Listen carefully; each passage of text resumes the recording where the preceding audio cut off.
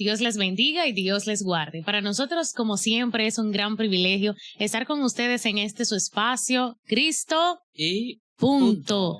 Estamos muy contentos de estar aquí el día de hoy.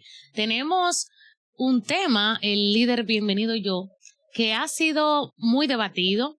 Es un tema que ha generado confusión, que quizás ha generado dudas entre muchos creyentes cuando leen la palabra del Señor. Y es por eso que luego de que muchos nos hayan solicitado hacer esta aclaración, de cierta forma, nosotros hoy hemos decidido hablar acerca de si los ángeles caídos son llamados hijos de Dios en la Biblia. En algún momento lo hemos escuchado videos de personas que afirman que sí, que ciertamente esos ángeles caídos fueron llamados hijos de Dios, pero en realidad hoy nos vamos a dar cuenta cómo es más bien un texto sacado fuera del contexto, es un texto mal interpretado y vamos incluso a ver cómo, por supuesto, entra Cristo como siempre en este escenario.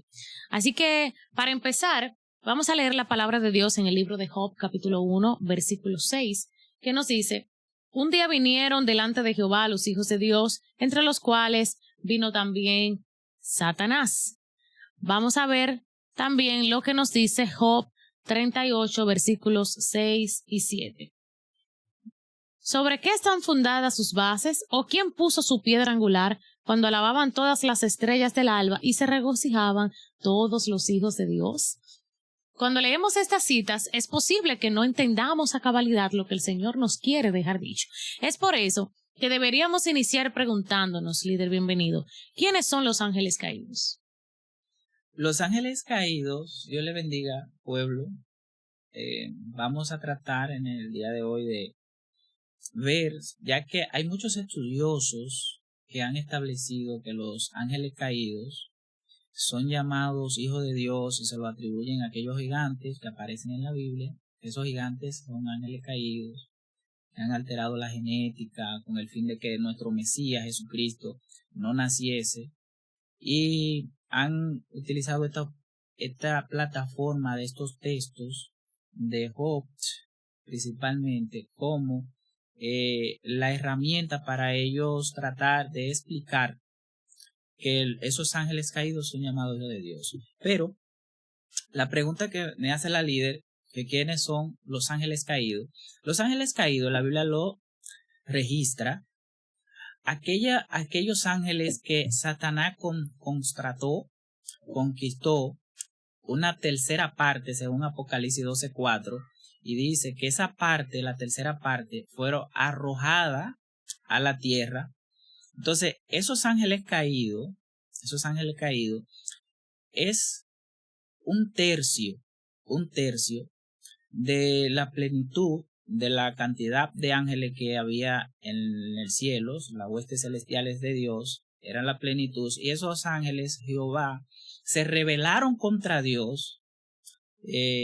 Al rebelarse con la conquista de Satanás, entonces esos ángeles cayeron a la tierra, fueron lanzados a la tierra, y hay un grupo de esos ángeles, que es bueno entenderlo, que la Biblia dice que están bajo prisiones. Por ejemplo, en Judas 6 dice que los ángeles que no guardaron su dignidad y que abandonaron su propia morada, Dios lo ha guardado bajo prisiones en oscuridad para el día del gran juicio. O sea, esos ángeles caídos de alto rango están presos, pero hay otra cantidad de ángeles caídos denominados demonios. Correcto. Que esos ángeles, al sufrir el juicio de Dios, perdieron la capacidad de ellos poder poseer cuerpo, adquirir cuerpo, sí. Y a ellos se quedaron siendo espíritus sin cuerpo. Entonces, para ellos poder descansar, dice la Biblia, que necesitan un cuerpo. Por eso el cuerpo más perfecto para ellos descansar, el ser humano. Ellos le denominan casa al cuerpo humano. Entonces, y cuando ellos no pueden, por ejemplo, como en el caso cuando Cristo se lo prohibió, lo echó fuera del endemoniado gadareno, ellos le pidieron entrar a los cerdos. Entonces ellos entran también a los animales, pero ellos no se sienten cómodos los animales, porque el cuerpo de los animales no es igual aparentemente que la exclusividad del cuerpo del ser humano, que es el más apto para ellos descansar. Muy bien, muy bien.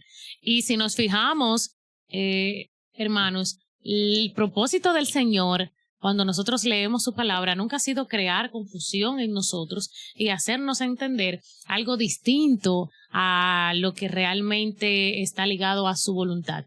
Por supuesto que Dios tenía una intención al escribir esto, al inspirar a sus hombres y mujeres de Dios en la Biblia. Al escribirlo, nuestro Dios tenía una intención, pero es importante que nosotros como estudiosos de la palabra, como lectores de la Biblia, entendamos por qué se les llamó hijos de Dios en ese contexto. ¿Cuál es la relación entonces que se crea entre estos hijos de Dios y ángeles caídos? ¿Dónde llega la relación y por qué entonces se les llama de esa manera en ese escenario particularmente? Sí, en ese escenario se da porque en Génesis, en el capítulo 6, a partir del versículo 2, dice que viendo los hijos de Dios, que las hijas de los hombres eran hermosas, eligieron entre ellas para sí mujeres. Sin embargo, allí siempre ha habido una dicotomía doctrinal o en el exégesis que se hace, porque hay grandes maestros que enseñan que ahí se le denomina hijo de Dios a aquellos descendientes de Set. Los descendientes de Set, que la propia Biblia corrobora que en los descendientes de Set fue que los hombres, después del pecado de Adán, volvieron a invocar el nombre de Dios. Entonces la otra parte son la descendencia de Caín. Que Caín, luego que Dios lo apartó, que dice que cayó en la tierra de No, se casó con una mujer allá y tuvo un hijo y le puso por el mismo nombre, le puso Enos. Y después salió de ahí, edificó una ciudad y le puso el nombre a la ciudad que edificó, le puso el nombre de su hijo, Enos. Y Caín se multiplicó en gran manera, que lo podemos ver todo en el capítulo 4 del libro de Génesis, que se multiplicó en gran manera y dice la Biblia que de esos hijos comenzaron ellos ahí por primera vez a crear. Dice que uno de ellos era labrador de la tierra y ganado, y que el otro se dedicó a los artífices de los metales, a crear flautas y cosas, instrumentos musicales, y Naama, que encierra en sí su propio nombre en el contexto hebreo, que significa belleza artificiosa, que de ahí es donde salen la historia de la creación de los antimonios, como le dicen a los cosas que las mujeres usan para pintarse, etcétera. Sí. Entonces, de ahí, entonces en el versículo 4 del mismo capítulo 6 dice que también despista esa teoría, porque dice en el versículo 4 del mismo capítulo 6 de Génesis, dice que había gigante en la tierra antes que los hijos de Dios se llegaran a los hijos de los hombres y le engendraran hijas. O sea, los gigantes, antes de que los hijos de Dios se conocieran a las hijas de los hombres, ya estaban. Y dice que también después estaban también los gigantes. Estaban acá. Y dice que eran los varones que eran de renombre. Sí. O sea, que ya ellos esos gigantes traían una trayectoria, acomodándonos nosotros en el momento del escenario de cuando se está hablando allí, que está hablando en tiempo pasado, dice que eran varones de renombre. O sea, que está despistando totalmente que de la unión ahí de los hijos de Dios y de las hijas de los hombres fuera que se procreara esos gigantes, esos híbridos, que eran seres híbridos, que también se debe de resaltar eso, sí, que esos eran unos seres híbridos, y que hay muchos que dicen en el contexto que los ángeles son asexuales, y otro dice, porque lo establece la propia escritura así, que ellos no se casan ni se dan en casamiento, etcétera. Y hay otro que dice que ellos, los caídos, alterando la genética, tratando de alterar la genética, cumpliendo a Génesis 3:15, que de la simiente de la mujer liberaría la serpiente, etcétera. Entonces ellos en ese ámbito, científicamente han tratado de demostrar a través de esa hipótesis y agarrando esa base que Satanás ha tenido la estrategia siempre de buscar la manera de borrar de cómo que Cristo ni siquiera llegase a nacer. Cosa que aparentemente se oye bonita, razonable, lógica, pero que no tiene ninguna partida, una base que usted pueda decir y corroborarlo. Entonces, cuando uno lo escucha, siempre queda como la laguna, como Sí. será así, como no será así. Entonces, hoy nosotros lo que estamos tratando es de traer un poco más de luz con relación a todo aquello. Excelente, excelente. Mis hermanos, y una vez que nosotros entendemos esto que está explicando nuestro hermano Bienvenido, una vez que nosotros podemos abrir nuestros corazones, abrir nuestras mentes a la luz de la palabra de Dios, podemos ver con claridad en realidad lo que el Señor quiere decir. Y esto nos lleva entonces a preguntarnos, ¿quiénes son realmente los hijos de Dios? Porque hay un propósito cuando la Biblia habla de los hijos de Dios. Se está refiriendo a un grupo en particular. E incluso deberíamos leer y citar la palabra de Dios en Hebreos 1, versículo 5, que establece, porque ¿a cuál de los ángeles dijo jamás, mi hijo eres tú? Yo te he engendrado hoy. Y otra vez, yo seré a él padre y él me será mi hijo. Y otra vez cuando introduce al primogénito en el mundo dice, adórenle todos los ángeles de Dios. Nosotros estamos viendo cómo nuestro Dios hace a Cristo superior a los ángeles, lo pone superior a cualquier otra criatura, sea ángel caído, sea los ángeles allá en el cielo. Nuestro Cristo estaba y está por encima todo el tiempo. Pero cuando la Biblia se refiere particularmente a los hijos de Dios, debemos saber a quiénes se está refiriendo, de manera que cuando lo veamos en un contexto diferente, sepamos que no pueden ser hijos de Dios esos. Porque siempre hemos dicho que cuando conocemos la verdad, podemos identificar más fácil lo que es el error. Una vez que nosotros hemos entendido quién dice la palabra que son los hijos de Dios, entonces será más fácil ver que cuando la Biblia habla de esto, está tratando de explicarlo en un contexto diferente. Entonces, ¿quiénes son realmente los hijos de Dios? Nosotros sabemos que la palabra de Dios dice que aquellas personas que lo recibieron, los que creen en su nombre, a ellos se les dio potestad de ser hechos hijos de Dios. Y En 1:11. correcto. En el Evangelio de Juan, capítulo 1, versículo 11, dice, así como usted lo está diciendo, dice que a los suyos vino, Sí, y los suyos no les recibieron. Mas a todos los que le recibieron, le dio potestad de ser hechos hijos de Dios. Hijos de Dios. Aquí estamos hablando exclusivamente del ser humano. Del ser humano, correcto, correctamente. Y nosotros podemos ver también, mis hermanos, que nuestro Dios siempre ha tratado de separar la luz de las tinieblas. Siempre. Nuestro Dios no es un Dios que hace mezcla entre ambas cosas. Cuando nosotros vemos, incluso en un momento cuando Jesús está aquí en la tierra caminando, Él dice, me voy, porque viene el príncipe de este siglo y Él y yo nada tenemos que ver. Él nada tiene que ver conmigo. ¿Por qué? Porque nuestro Dios siempre ha tratado de remarcar y de señalar la separación que debe existir entre el mundo de las tinieblas y entre la luz, entre lo que tiene que ver con el reino de la luz y el reino de la oscuridad. Totalmente, son cosas totalmente distintas. Por eso es importante que nosotros como hermanos, como iglesia, no lleguemos a la confusión de un tema o de lo otro. Entonces, sobre esto deberíamos preguntarnos, ¿qué nos enseña la Biblia en este contexto de hijos de Dios? ¿Cuál es la parte importante que un cristiano debe saber sobre esto para no confundirse cuando lee otros pasajes bíblicos que puedan señalar algo similar? Sí, señalando en el contexto bíblico, que es la base de donde todos nosotros tenemos que partir, porque nosotros no tenemos otra plataforma, otra fuente que no sea la Biblia. Así es. Entonces la Biblia es la que nos aclara. Amén. Y el Espíritu Santo nos ilumina para que nosotros podamos entender el propósito de cómo la propia Biblia ella misma se relaciona para explicarse.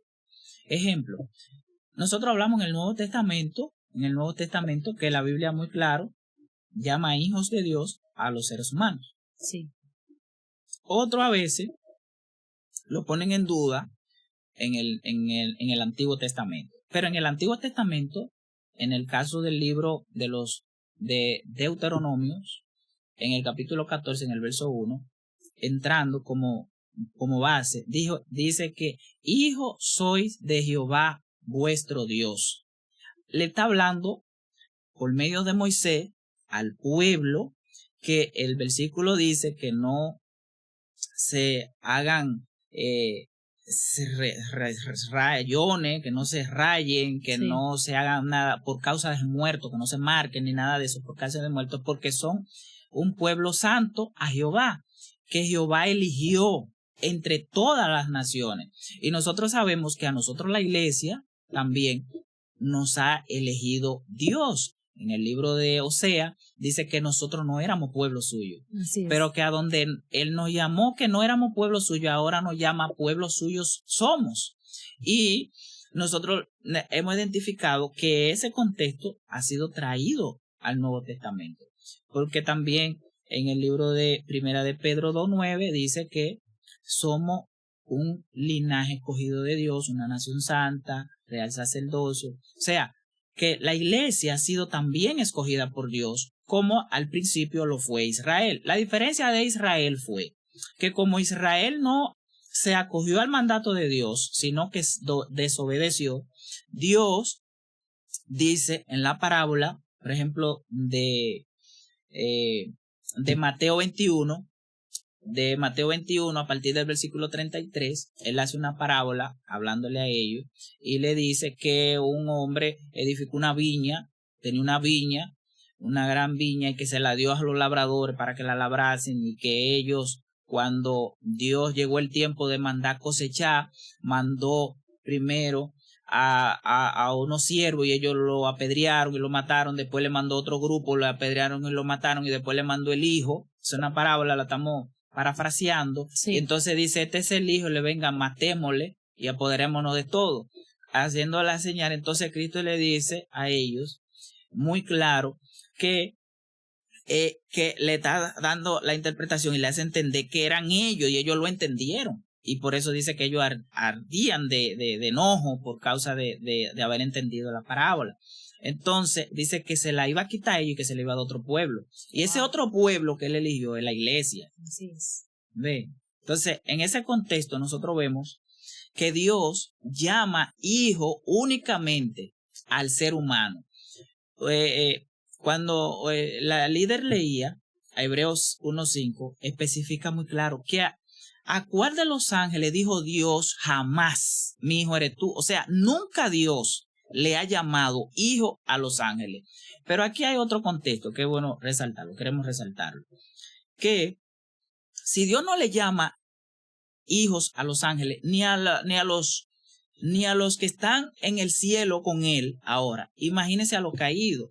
Los ángeles caídos, que dice la Biblia que Dios lo ha guardado bajo prisiones, bajo oscuridad, en prisiones, y que siempre la Biblia relaciona a los ángeles caídos como ángeles que están en prisión, que abandonaron su propia morada, pero también lo relaciona cuando lo identifica como reino de la tiniebla, espíritu de error, espíritu de demonio. Así que la Biblia lo clasifica, nunca le dice hijo de Dios. Y como son espíritu, lo diferencia del Espíritu Santo, porque le dice Espíritu Santo para identificar lo que es apartado de la tiniebla, del mal. Así también le denomina a los cristianos, a los que son hijos de él, a los que lo aceptan, lo llama hijo de Dios, no a los ángeles caídos. Por eso queremos descartar totalmente esa interpretación bíblica, y lo vamos a resaltar con un poco de claridad ahora, ya casi en la parte conclusiva, con el libro de Job 38, 6, 7 y el libro de Lucas 2. Tiene usted la palabra. Sí, en esa parte yo creo que hemos podido ver y hemos podido notar lo que ciertamente usted dice, como si nosotros no somos cuidadosos y minuciosos en la interpretación de la palabra de Dios, pudiéramos llegar a esta mala interpretación e incluso a malas enseñanzas acerca de Cristo y acerca de a quienes se les llama realmente hijos de Dios. Entonces yo creo que en esa parte explicativa pudiéramos dejar el mensaje final. Para esos hermanos que nos están escuchando, un mensaje final basado en lo que nos enseña la Biblia sobre esto. Como bien usted lo mencionaba, tanto lo que dice en Job. Sí, en el capítulo 38 de Job, o en el libro de Job, hay que recordar que cuando Dios en el capítulo 38 le dice a Job, en el verso 3, que se le aparece por medio de un torbellino, él le dice a Job, ahora ciñe tu lomo como varón, Sí. yo te preguntaré y tú me responderás, le está diciendo Dios. Entonces Dios pone como premisa en el versículo 4 del capítulo 38, la tierra, la fundación de la tierra. Él la pone como premisa. Todo lo que parte de esa premisa de la tierra es las preguntas que Dios le hace a Job. Entonces, en esas preguntas, cuando Dios le está preguntando a Job, Dios le pregunta a Job tanto del pasado como del presente como del futuro. ¿Y cómo nosotros podemos demostrar eso? Tendríamos que utilizar la Biblia. Entonces, en el versículo 4, Dios le pregunta a Job, ¿dónde tú estabas cuando yo fundaba la tierra? Házmelo saber si tiene inteligencia. Cuando usted se detiene en el verso, usted sabe que la fundación de la tierra fue primero que Job. Correcto. Entonces, si fue primero que Job, la fundación de la tierra, es una pregunta del pasado. Totalmente. Entonces, en el mismo capítulo 38 de Job, en el versículo 22, él le pregunta a Job que si él ha entrado en el tesoro de la nieve o que si él ha visto los tesoros del granizo. Job 38, 22.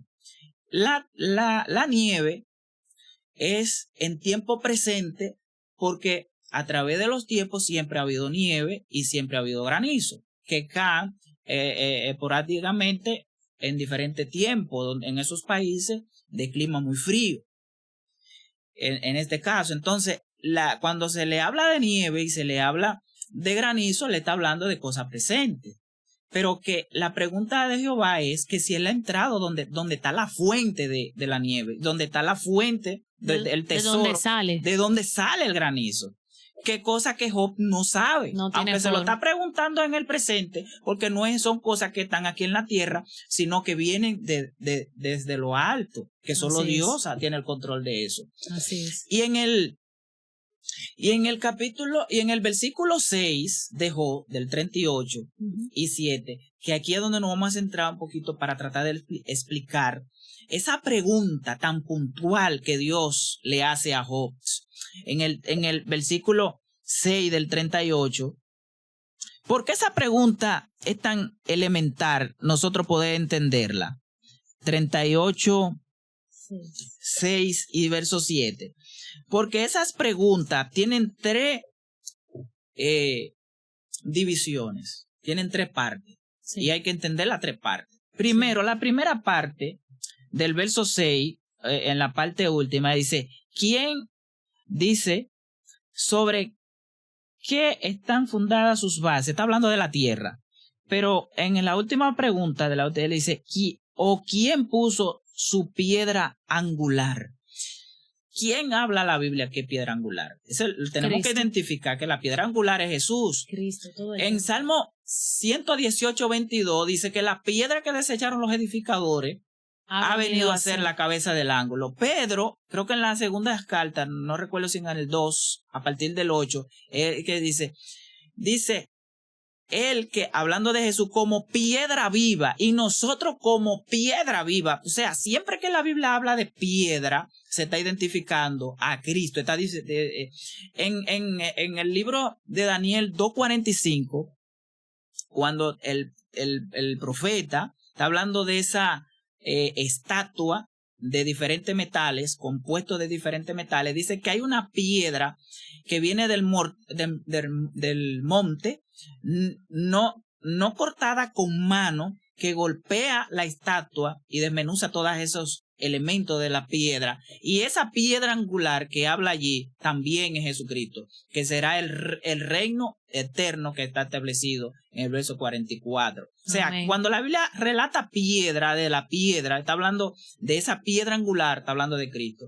Entonces, aquí nosotros hacemos una introspección en el sentido de que Dios le está hablando de piedra angular, le está hablando de Jesús a Job, le está preguntando en el tiempo de Job. ¿Y cuándo vino Cristo?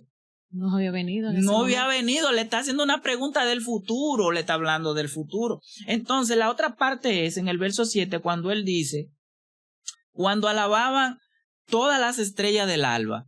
¿A quién la Biblia llama estrella del alba?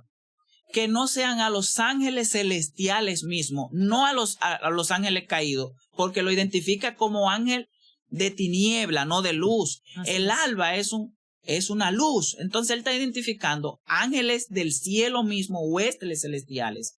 Y cuando él vuelve y resalta, dice, y en el mismo verso, dice, y se regocijaban todos los hijos de Dios. Aquí hay 3 elementos. Aquí está piedra angular, estrella del alba y hijos de Dios. 3 elementos. Es una pregunta futura que Dios le hace a Job, que se cumple, que la vamos a ver, quién es la piedra angular, en el capítulo 2 del libro de Lucas, a partir del verso 8.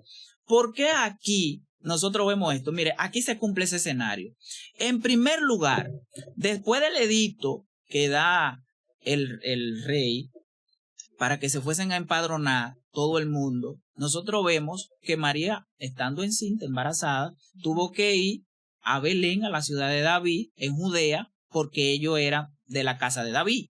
Sí. Entonces, ¿qué narra la Biblia? Que como allí no había un lugar, el mesón no estaba lleno, no había, dice que en un lugar, en un pesebre, cerca de un pesebre, se llegaron los días del alumbramiento de María. Sí. Resulta que en ese entorno habían unos pastores que estaban cuidando un rebaño y se le apareció, dice, un ángel del Señor a ellos, y ellos se sorprendieron y se asustaron. Y el ángel le dice que no se asustasen porque ellos vienen a darles nueva de gran gozo, que hoy en la ciudad de David ha nacido un Salvador. Entonces ellos dicen que cuando ese solo ángel se le aparece, dice que después le aparece con ese ángel una multitud de las huestes celestiales.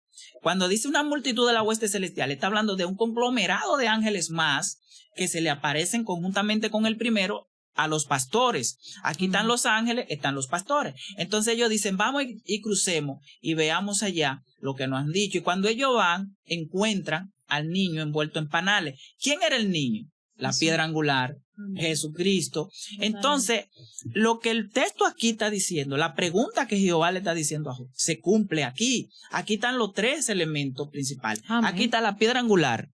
Ahí están los ángeles de Dios. Y ahí están los hijos de Dios, que eran los humanos, los pastores que estaban ahí, que dice el texto, si usted lo puede leer completo, en el capítulo 2 de Lucas, a partir del versículo 8 al 20, usted va a encontrar que los ángeles estaban adorando a Dios. Los hijos de Dios estaban adorando a Dios por causa de la puesta en la tierra, como premisa en Job, en verso 4, 38. Premisa, puesta en la tierra, la entrada del Mesías, del Salvador del mundo en la tierra como piedra angular. Amén. Entonces ese es el contexto, esa es la... Y agarran esos textos para decir que esos son los ángeles caídos, hijos de Dios. Y eso hay que descartarlo porque eso no tiene asidero bíblico, sino que eso trae como confusión al pueblo santo. Totalmente. De Dios, que debe de tener claro todo eso. ¿Cuál es la verdad? ¿Cuál es la verdad? La verdad bíblica. Exacto. Bueno, señores, yo creo que esta explicación magistral para la gloria de Dios que ha hecho nuestro hermano nos ha dejado ver y nos ha permitido saber en realidad cuál es el propósito y cuál es la voluntad del Señor.